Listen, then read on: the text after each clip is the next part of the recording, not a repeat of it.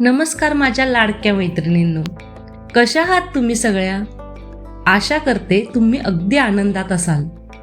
कधी कधी असं होतं ना ग, आपण घर दिवसभर स्वच्छ ठेवतो, सगळं काही जागेवर असतं, तरीही घरात पाऊल ठेवल्या ठेवल्या मनाला ती शांतता लाभत नाही. एक अनामिक दडपण किंवा चिडचिड जाणवते. आणि कधी कधी कोणाच्या तरी घरी गेलं, ते घर अगदी साधं असलं तरी तिथे गेल्यावर असं वाटतं की बस इथेच बसून राहावं, किती शांत वाटतंय. हे सगळं कशामुळे होतंय माहिती? खेळत्या ऊर्जेमुळे, म्हणजेच आपल्या घरातल्या पॉझिटिव्ह एनर्जीमुळे. आज मी तुमच्याशी अशा सवयींबद्दल बोलणार आहे ज्या आपण नकळतपणे रोज करत असतो आणि ज्या आपल्या घराची शांतता हिरावून घेतात. आज आपण या सवयींबद्दल बोलणार आहोत, पण अगदी सोप्या पद्धतीने. तर व्हिडिओ न स्किप करता शेवटपर्यंत नक्की बघा, कारण आज आपण घर फक्त स्वच्छ नाही करणार, तर आनंदी करणार आहोत. आपल्या दिवसाची सुरुवात कशी होते यावर आपल्या घराची ऊर्जा ठरते. अनेकदा आपली सवय असते, सकाळी डोळे उघडले की आधी आपण मोबाईल हातात घेतो. कोणी काय मेसेजेस केलाय, सोशल मीडियावर काय चाललंय किंवा न्यूज काय आहेत हे बघताना नकळत मनात एक घाई किंवा नकारात्मकता सुरू होते. ही पहिली सवय आपल्याला बदलायची आहे. सकाळी उठल्या उठल्या किमान 15 मिनिटे मोबाईलला स्पर्शही करायचा नाही. त्याऐवजी अंथरुणातून उठण्यापूर्वी देवाचे किंवा निसर्गाचे आभार मानायचे की आजचा एक सुंदर दिवस मला पाहायला मिळाला. या शांततेचा थेट संबंध आपल्या घराच्या हवेसोबत आहे, कारण आपण शांत असलो की घरातील हवा खेळती ठेवावीशी वाटते आणि आपला उत्साह वाढतो. आणि म्हणूनच मोबाईल बाजूला ठेवून जेव्हा आपण उठतो तेव्हा सगळ्यात आधी आपल्या घराची खिडकी किंवा दरवाजा उघडला पाहिजे. बऱ्याच घरामध्ये मी पाहिले, दुपारपर्यंत खिडक्यांचे पडदे बंद असतात, घरात अंधार असतो. जेव्हा घरात सूर्यप्रकाश आणि ताजी हवा येत नाही तेव्हा तिथे नकारात्मक ऊर्जा साठून राहते. ताजी हवा घरात आली की घराचा कोपरा जिवंत होतो. पण या हवेसोबत जेव्हा आपली नजर घरातल्या वस्तूंवर पडते तेव्हा आपल्याला जाणवतं की घरात कितीतरी नको असलेल्या गोष्टी साठल्यात. दुसरी सवय जी आपल्याला बदलायची आहे ती म्हणजे अडगळ साठवून ठेवणे. आपण बऱ्याचदा काय करतो, हे नंतर कधीतरी उपयोगाला येईल म्हणून तुटलेल्या वस्तू, न वापरलेले कपडे, जुनी मासिकं वर्षानुवर्षे कपाटात किंवा बेडखाली कोंबून ठेवतो. ही अडगळ म्हणजे साठून राहिलेली ऊर्जा आहे. घरातून जितक्या जुन्या, तुटलेल्या आणि निरुपयोगी वस्तू बाहेर जातील तितकी घरात नवीन विचारांची आणि आनंदाची जागा तयार होईल. आणि जेव्हा आपण घरातील ही निरुपयोगी अडगळ बाहेर काढतो ना, तेव्हा तिथे एक मोकळी सुंदर जागा तयार होते. या मोकळ्या जागेत जर आपण निसर्गाला आणलं तर. सख्यांनो, आपल्या घरात पॉझिटिव्ह ऊर्जा खेचून आणणारी पुढची सवय म्हणजे घरातील छोटी छोटी झाडं आणि त्यांच्यासोबत घालवलेले 5 मिनिटे. बऱ्याचदा आपल्याला वाटतं की झाडं फक्त शोभेसाठी असतात, पण तसं नाहीये. झाडं ही जिवंत असतात. ती घरातील सगळी निगेटिव्ह ऊर्जा स्वतःमध्ये शोषून घेतात. तुमच्या बाल्कनीत, गॅलरीत किंवा खिडकीत छोटी छोटी रोपं लावा. अगदी मनी प्लांट, तुळस, कोरफड किंवा छोटी इंडोर झाडं असली तरी चालतील. सकाळी उठल्या उठल्या किंवा संध्याकाळी चहा पिताना फक्त 5 मिनिटे या झाडांसोबत घालवा. त्याच्याजवळ बसा, त्यांना प्रेमाने पाणी घाला, त्यांच्या हिरव्या रंगाकडे एकटक बघा. शास्त्र असं सांगतं की जेव्हा आपण हिरव्या रंगाच्या आणि जिवंत निसर्गाच्या सानिध्यात 5 मिनिटे शांत घालवतो तेव्हा आपल्या मेंदूत हॅप्पी हार्मोन्स रिलीज होतात. तुमची बाल्कनी किंवा छोटीशी बाग ही तुमच्या घराचं पॉझिटिव्ह सेंटर बनू शकते. जेव्हा तुम्ही झाडांना वाढवताना बघता तेव्हा तुमच्या नकळत तुमच्या मनातील नैराश्य संपून आशेचा एक नवा कोंब फुटतो. आता झाडांना पाणी घालण्याबद्दल बोलतोय तर पाण्याशी जोडलेली एक अशी सवय मी आज तुम्हाला सांगणार आहे, जी कदाचित तुम्ही कधी ऐकली असेलही किंवा नसेलही, पण तिचा आपल्या घराच्या शांततेवर खूप मोठा परिणाम होतो. शास्त्रज्ञांनी असं सिद्ध केले की पाण्याला स्वतःची एक स्मरणशक्ती असते, ज्याला वॉटर मेमरी म्हणतात. पाणी आपल्या आजूबाजूचे विचार, भावना आणि शब्द शोषून घेतो. आपल्या घरातली पुढची सवय जी आपल्याला बदलायची आहे ती म्हणजे आपल्या पिण्याच्या पाण्याच्या जागेजवळील वातावरण. अनेकदा आपण काय करतो, पाण्याचा माठ किंवा फिल्टर ज्या कोपऱ्यात आहे तिथं उभा राहून आपण कोणाच तरी फोनवर चिडून बोलतो, घरातल्यांच्यावर ओरडतो किंवा मनात कसला तरी राग ठेवतो.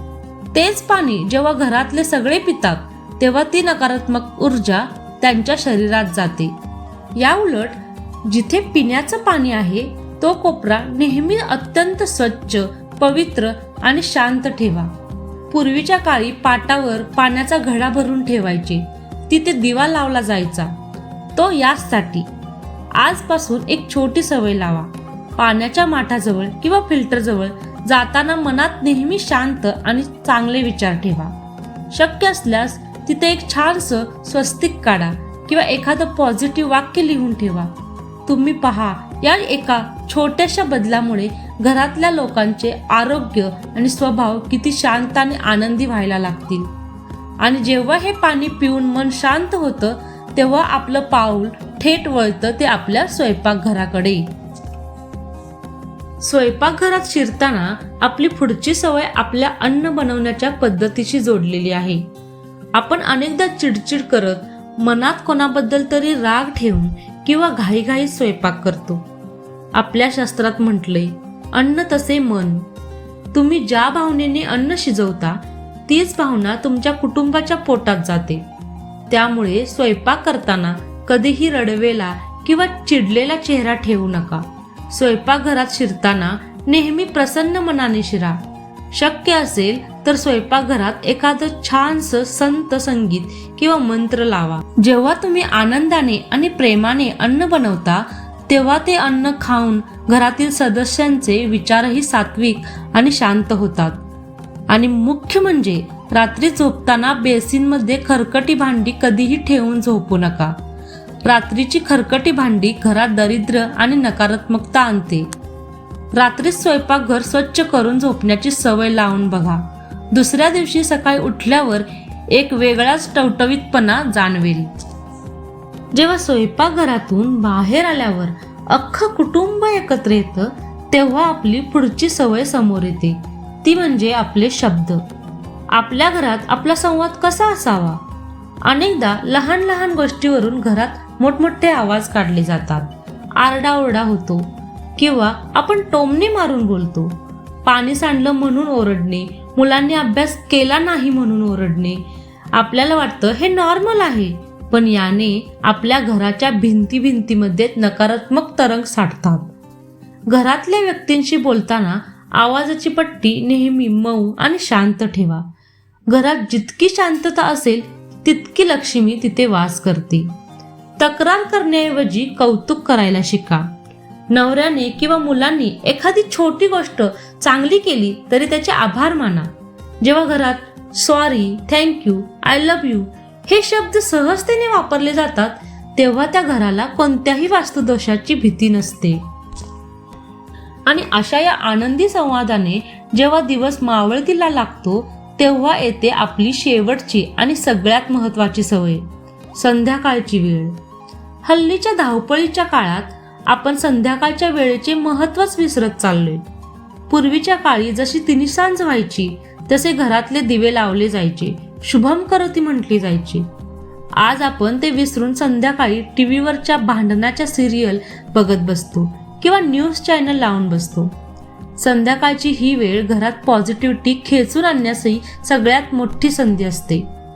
संध्याकाळी 5 ते 7च्या दरम्यान घरात किमान एक दिवा किंवा अगरबत्ती किंवा धूप नक्की लावा. घरातल्या सगळ्या खिडक्या काही वेळासाठी उघड्या ठेवा, जेणेकरून सायंकाळची सकारात्मक ऊर्जा घरात येईल. यावेळी घरात मोठा आवाज न करता एखादी सुंदर भूपाळी, स्तोत्र किंवा शांत संगीत लावा. धुपाचा तो सुगंध आणि देवाच्या दिव्याचा तो प्रकाश तुमच्या दिवसभराचा सगळा थकवा आणि ताण एका मिनिटात शोषून घेईल. तर माझ्या मैत्रिणींनो, या होत्या काही छोट्या पण अत्यंत प्रभावी सवयी. बघा, यासाठी आपल्याला बाजारातून कोणतीही महागडी वस्तू विकत आणायची गरजच नाही किंवा घराचं नूतनीकरण करायचीही गरज नाही. बदल फक्त आपल्या सवयीमध्ये आणि दृष्टिकोनात करायचा आहे. सकाळी उठून आधी स्वतःला शांत ठेवणे, घरातली अडगळ काढून हवा खेळती ठेवणे, झाडांसोबत 5 मिनिटे वेळ घालवणे, पाण्याच्या कोपऱ्यात पवित्रता राखणे, प्रेमाने स्वयंपाक करणे, घरातल्या माणसाशी आदराने बोलणे आणि संध्याकाळी कृतज्ञता व्यक्त करणे. तुम्ही आजपासून यातील कोणती एक सवय बदलणार आहात मला खाली कमेंट करून नक्की सांगा. तुमच्या कमेंट्स वाचायला मला खूप आवडतं. जर आजचा हा व्हिडिओ तुम्हाला मनापासून आवडला असेल, जराही पॉझिटिव्ह वाटला असेल तर व्हिडिओला एक लाईक नक्की करा. आपल्या मैत्रिणींसोबत शेअर करा आणि आपल्या चॅनलला सबस्क्राईब करायला विसरू नका. पुन्हा भेटूया अशाच एका सुंदर आणि सकारात्मक विषयाबरोबर. तोपर्यंत स्वतःची काळजी घ्या आणि हसत राहा आणि घर आनंदी ठेवा. Bye bye.